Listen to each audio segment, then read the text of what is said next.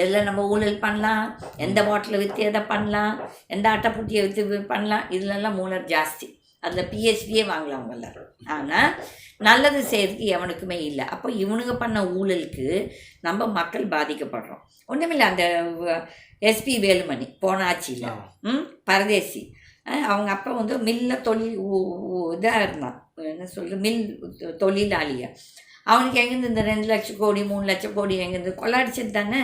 அந்த பொது இதில் என்ன சொல்லு லோக்கல் அட்மினிஸ்ட்ரேஷன் மினிஸ்டராக இருந்துட்டு அப்போ வந்து எவ்வளோ கொள்ளாடிச்சிருக்கான். கொள்ளை அடித்தப்போ இதை வந்துட்டு என்ன பண்ணுறானுங்க திட்டு பசங்க, இந்த பணத்தை வந்து அதால் இப்போ ப்ராப்பர்ட்டி டேக்ஸ் ஏறுது. இப்போ நம்ம எல்லாரும் டேக்ஸ் ஜாஸ்தி காட்டுறோம். என்ன வந்து இவனுங்க பண்ணுறானுங்க, நம்மளுக்கு தண்ணி உருப்படியாக வருதா, அடித்து தண்ணி ஒழுக்கமாக போகுதா, அதை பற்றி கேட்டோன்னா ஒரு பரதேசியும் பதில் கொடுக்க மாட்டான், ஒரு ஆஃபீஸர் பதில் கொடுக்க மாட்டான். நாங்கள் வரோம் மேடம் சொல்லிட்டு ஓடுவானுங்க. அவன் வர்றதுக்கு நம்ம ஒரு 3000 5000 கொடுக்கணும். இந்த ஊழல் எங்கே தான் போகுது? மக்களெல்லாம் ரோட்டுக்கு வந்து இவனுங்களாம் அடின்னு அடித்தானா அன்றைக்கி இருக்குது கதை. நடக்கும், அதுவும் நடக்கும். ஸ்ரீலங்காவில் நடந்துச்சு, பாகிஸ்தான்லேயும் நடந்துச்சு. நம்ம நாட்டில் மட்டும்தான் மக்கள் அப்படியே வாயில் கொலக்கோட்டை வச்சுக்கிட்டு அப்படியே பார்த்துட்ருக்காங்க.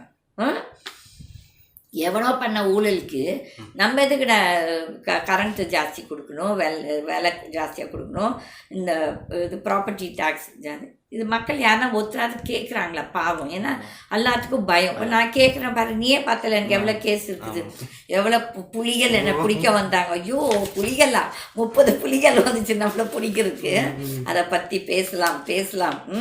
எல்லாம் வீர புலிகள் வந்துச்சுல்ல நம்மளை பிடிக்கிறதுக்கு.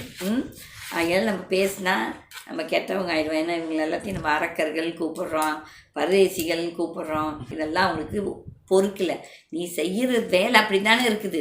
அதனால் மக்கள் மறுபடியும் நான் சொல்கிறேன், இந்த 2026 எலெக்ஷனுக்கு கொந்தளித்து உணர்ச்சி வசப்பட்டு இவன் வந்துட்டான் அவன் நம்மளுக்கு செய்யாதீங்க. அந்த உங்கள் தொகுதியில் உங்கள் தொகுதி நபராக இருக்கட்டும், அந்த தொகுதி நபர் உங்கள் தொகுதிக்கு எதாவது நல்லது செஞ்சிட்ருக்காங்களா, நல்ல சேவைகள் செய்கிறாங்களா பார்த்துட்டு நீங்கள் ஓட் போடுங்க.